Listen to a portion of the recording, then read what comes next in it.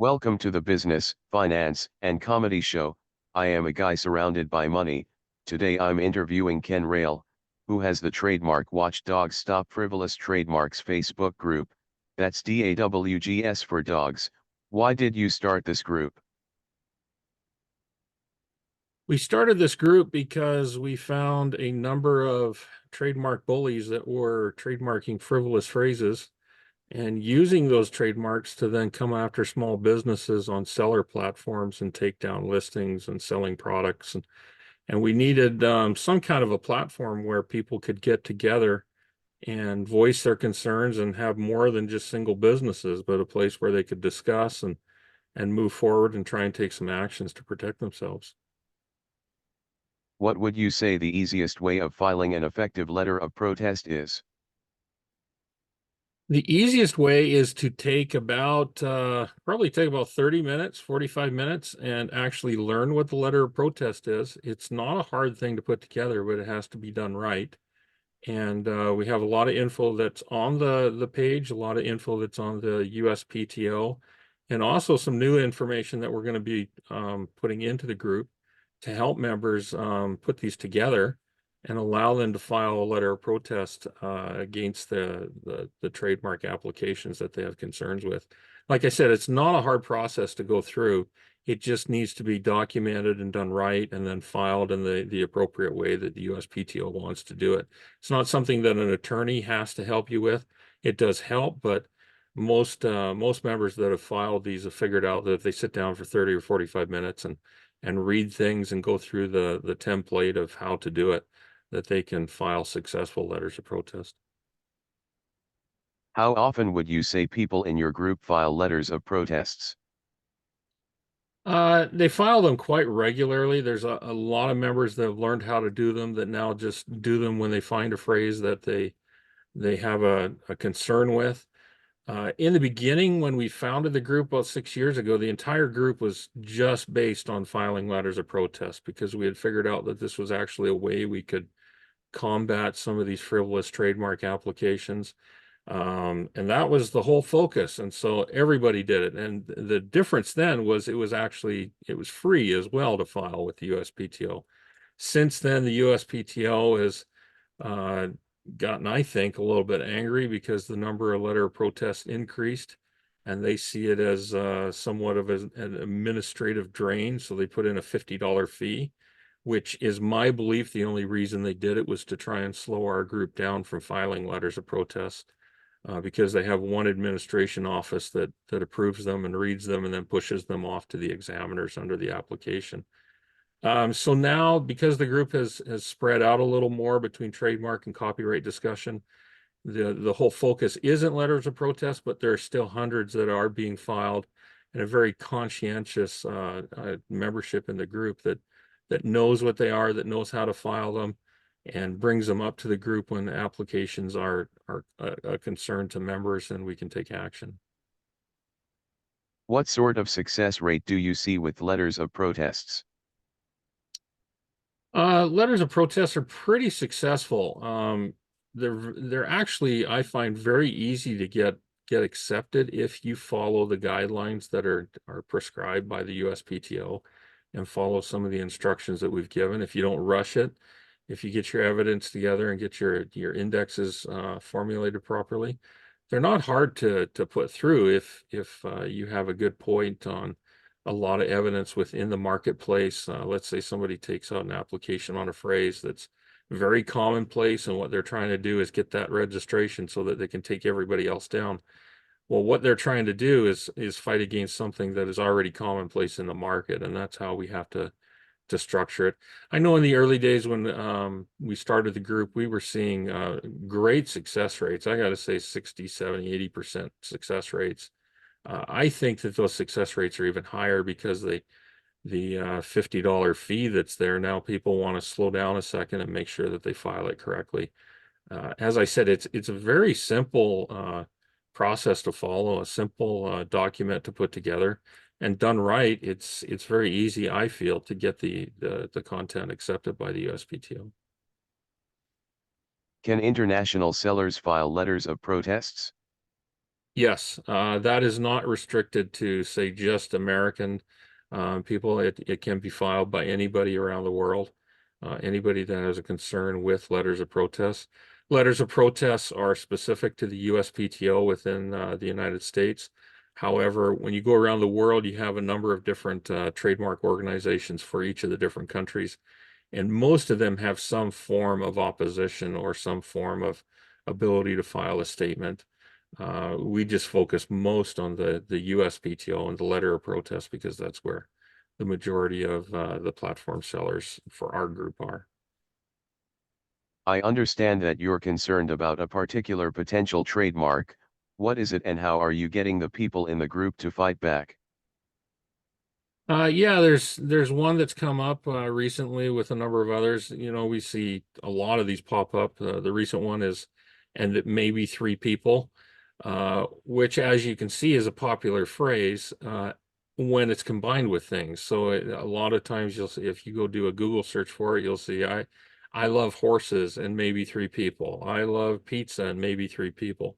What the trademark trolls are now doing is they're figuring out that they'll go for a portion of the phrase and try to trademark that. And if they can trademark that portion, then they go to the seller platforms who will not give them any kind of kickback or pushback on their takedowns, and they will go claim that they have a trademark to that phrase that's being used by all these other listings that are there. This is something we've seen many times. Another popular one was just a girl who loves. And of course, that's tied in with other phrases, just a girl who loves horses and cattle, just a girl who loves video games. This is a common way that the trademark bullies are now starting to try and fight back against some of the actions we've taken on defending a lot of the main phrases. Now, what we need to do is the problem that occurs now is with the letter of protest, you have to file against the exact phrase that is being used in the application. This now causes some problems, and the trademark bullies know this because there's very little with that phrase just in the marketplace. So what I've started getting the group to do, and it's been very reactive, is showing that there is a good niche and telling people, let's go list products in that niche and let's start selling them. And some people have actually created better designs than the original phrase, and we're able to flood out the market in a sense that these are commonplace phrases that are being used. And in some ways, we need to fight fire with fire. A lot of these phrases can be found on popular websites. And it's just a matter of getting people together and realizing what's going on within the marketplaces and the seller platforms. Something that is interesting in this discussion when we talk about these phrases is that if you were to approach the USPTO and say, somebody is using this phrase and a partial phrase or even a full phrase, and they got a trademark, and they go to Etsy or they go to Amazon or they go to Redbubble or TeePublic or Spreadshirt and use that phrase and say, take everything down because it's my trademark. If you go to the USPTO, they'll actually advise you and say that's not how a trademark functions and not how it's supposed to function. And so that's the quandary we're in. And the problem that the group is trying to face is these seller platforms don't put any kind of a say into this. They just wash their hands of it. They say, go fight it out with the person that has the complaint. And if you're actually to go forward and fight with these guys that have these trademarks, if you were to spend the money on the legal defense in the courts, it is my opinion you're going to win and you're going to beat them because they're improperly using how a trademark functions. Are you annoyed by other forms of intellectual property being abused, and can you give some examples? Yes, I mean there's the whole stigma in the marketplaces of, you know, let's use Disney for example. People go and you go to Etsy and type in Disney and you can see literally tens of thousands of listings for Disney. And the people make the argument that they can sell it because it's fan art or it's parody or, you know, nobody's going to do anything unless big corporate Disney comes after me.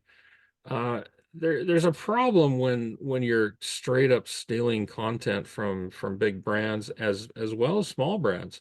It all feeds into the problem of intellectual property theft. It feeds into the problem of resources, especially if you see some of the platforms that are printing for different sellers. Something takes off, it uses up print capacity, and then all of a sudden, you hit the holidays and your stuff isn't printing as fast. That's legit and original art, and it's being taken up because of all of the IP content that's being printed and sold illegally on the markets. It's a situational thing too, because there's gray areas, there's fan art, there's parody, there's different things that are allowed at Comic Cons that wouldn't be allowed maybe on other marketplaces.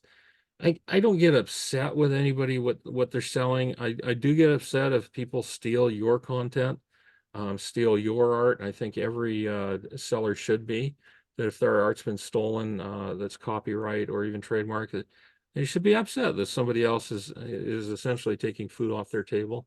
But it's no different than somebody that goes and takes, big intellectual property, Star Wars or Disney or things like that. Yeah, these are multi-billion-dollar corporations and they make a lot of money, and sometimes they do some strange things or things that you don't agree with, but does that make it right just to take their property and start selling it? I mean, you wouldn't want it either with your business, and just because of the size of the business doesn't mean that you should be able to freely do what you want. How strict are you personally with trademarks? When putting up shirts, do you just pay attention to Class 025 non-expired and active, or do you have other criteria? That comes down to understanding how trademarks should function. Uh, you have to be careful with different seller platforms. I use the example such as Merch by Amazon or Amazon Merch on Demand, whatever you want to call it now. They will take a very conservative line, that if something is there and they want to add it to their auto checklist for keywords, you just simply have to deal with what the platform's sandbox is. That doesn't mean that some of these phrases, just because somebody has a trademark for them in Class 25, means that you have your own Shopify store and need to be concerned. It's really case by case, and you have to give yourself some kind of an education into it. The thing that I recommend the most is to go get a consultation with an IP attorney, with an intellectual property schooled attorney, and spend the $400, $500, $600 for an hour consultation, and maybe develop a relationship with them and get some answers that are direct, because I think you'll surprise yourself on some of the answers they will give. And then when you mix that with an understanding of how the different platforms work, you'll be able to form some kind of a judgment for yourself. And that's the judgment I use moving forward, whether something is trademarked or not. Whether I'm able to sell a shirt that says, selling apples to be healthy for the day type of t-shirt, and not be concerned that the word Apple is going to take you down just because Apple Computer has a trademark for Class 25 in Apple. It all comes down to functionality of a trademark, and then taking it, as I said, to a second level of understanding the platform you're on and the sensitivities they may have. Because the platforms honestly do not care what you think, do not care what you think your rights are. They simply have their sandboxes and they will set the rules. And if they don't want something on the platform because they don't want to deal with it, they just simply will remove it, and they don't want it there. And that's your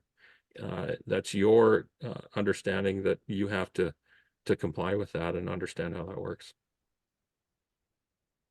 I am curious to know your personal success with print on demand. What marketplaces do you sell on, and how many designs? Also, how much revenue does that generate per month? Yeah, I've done well with print on demand. Merch by Amazon certainly was one of the key ones. I go back to the days of Teespring.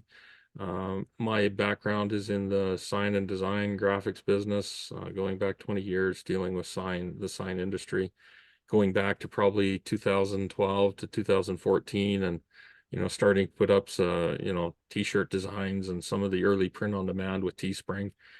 And just understanding at night, this was a bit of a hobby. And then, of course, Merch by Amazon came along, and I have done well with Merch by Amazon. I've spread out to different places like Redbubble, TeePublic, Etsy, looking at Shopify. I do a lot of those types of things. And it's a full-time income. It is my full-time gig. I also do printing. I print wide format within my own operation. So I bulk stickers and bulk vinyl and banners and things like that. But the key portion of what I'm doing now is print on demand, and it is my full-time income. Do you spend money on advertising on the platforms, and what kind of budget do you use? I do. I'm not huge into the advertising. I will pick and choose some of the trendy things, maybe some of the holidays or things like that. I may run some ads on specific things. I may run ads in the future a little bit more on some of the defined niches that I'm in, like some of the horror art and psychobilly and some of this weird old school type art, lowbrow art. I may push a little more there because there's a defined audience, but budget wise, I'm not looking at huge budgets. I'm actually probably going to focus more on ads when it comes to my bulk sticker printing operation versus print on demand. I've always believed, and I still believe, that if you've got good designs and good quality and good keywords, that you don't necessarily need to be throwing all kinds of money at ads to try and get sales. I can put up new designs and have designs that are selling within days or weeks, and maybe throw a couple of ads at them, maybe get them started. But it's not the focus I've had, where you see some of the sellers that are they make 50,000 and they spend 35,000 on ads to make 15. I mean, you made 15,000, but that's just not my gig and not really how I'm focused on it. Do you do any outside marketing for your products? I do, because I'm tied into a local market and I've been in the sign industry, sign design. I do some marketing more on a local basis. That is expanding a little more as I'm pushing some of the bulk printing to outsourcing online. But quite a bit of business comes locally, and that's just face-to-face networking and marketing and things like that are local. What challenges or problems have you encountered in this business? Challenges, theft, um, just an overwhelming wave of theft that's coming from countries that just don't police it, that don't care. Players in the industry that don't care. I'm not going to name countries, but there's certain countries that I think everybody print on demand knows that have a much higher percentage of theft that's coming, scraping on the platforms. People seeing problems where they just put up, 50 new designs, and within 24 hours, somebody has already scraped those designs and thrown them up on every platform you can think of. There's, things tied with automation. I mean, automation can be great if you're trying to put up your own content. Automation can also be really problematic when somebody can use that to steal all your content and put it up right up on top of you and undercut you to make a few pennies on the dollar as far as profit, because they have a different set of values and a different livelihood. The other big problem, of course, is why I created Trademark Watchdogs. People were being taken down, honest sellers that had honest products that were not infringing, that were caught up in this, I call it a scandal that goes back to probably, the early print on demand days, where people started figuring out, hey, if I could trademark a phrase and take everybody else down and monopolize it, how much more money could I make? And there's some real problematic players in the industry, and that's devolved down to the point where you have everyday Joes now that if they'll spend the money to try and trademark something, they're trying to go after these phrases. And as we see, that one in the group right now, and maybe three people, there's one right there that the only objective they have is to try and go after people and take everything down, even though in the marketplace that's not how it's supposed to function. So those, I think, are a couple of the large problems that we face in the industry, that I face. And the whole reason that we have the Trademark Watchdogs group now, that it's 6 years old, it's almost 40,000 members. If we could get more participation from people and more people that are sharing it, and people just taking a stand and saying, you know what, this affects my business, I'm going to stand up, I'm going to put in a letter of protest. I'm going to educate myself on copyright and trademark, and I'm not going to allow it. And I'm going to go into other Facebook groups or other Reddit areas or other Discords and stand up for this stuff and say, I understand it. I understand how it's working, and try and stop some of these problems that are occurring. Do you think that the print-on-demand YouTubers offer good advice, and if not, what do you think they get wrong? Some I do think give good advice. I think a lot of them, though, especially the ones that are focused on, hey, let's take a look at the top 10 selling niches. Let's take a look at the top selling shirts on Etsy. Let's take a look at the trending shirts and showing off stuff. I think you do a disservice when you see in Facebook groups somebody comes along and posts somebody else's design, and the comment comes back about these gurus or posts that everybody could find this. It's on the search engines. It's all public. What seems to be the problem? Well, the problem stems is that you're now micro-focusing an audience on listings and designs. You are now focusing on these maybe top 10 selling shirts in a niche that aren't the top 10 overall, but they're doing quite well. And now you just took your audience of 20 or 50,000 or 100,000 and said, hey, look at these top selling shirts. Look how great they're doing. And just turned, I say, kind of like a Pied Piper, you just turned all of your rats towards a morsel of cheese, which sadly, what that does to the original people that were doing well in those niches was you flood them out with good and bad content uh, quickly in a concentrated fashion. And the sad part is that they lose out. And also, as I say, all the rats that just jumped on the cheese walk away as well with very little, because uh, there's only so much cheese there to eat. And they walk out, oh, I sold one shirt or I sold two shirts. And then they follow their guru to the next morsel of cheese. And what the problem is a lot of these gurus, and I've seen it with some in particular, are no longer really interested in growing their own print on demand as much as they're interested in growing their subscriber base on YouTube, or getting their silver badge or their gold badge. And affiliates, like filling their page with affiliates where buy this and buy that, and they get a kickback, and they've lost some of the essence of real POD.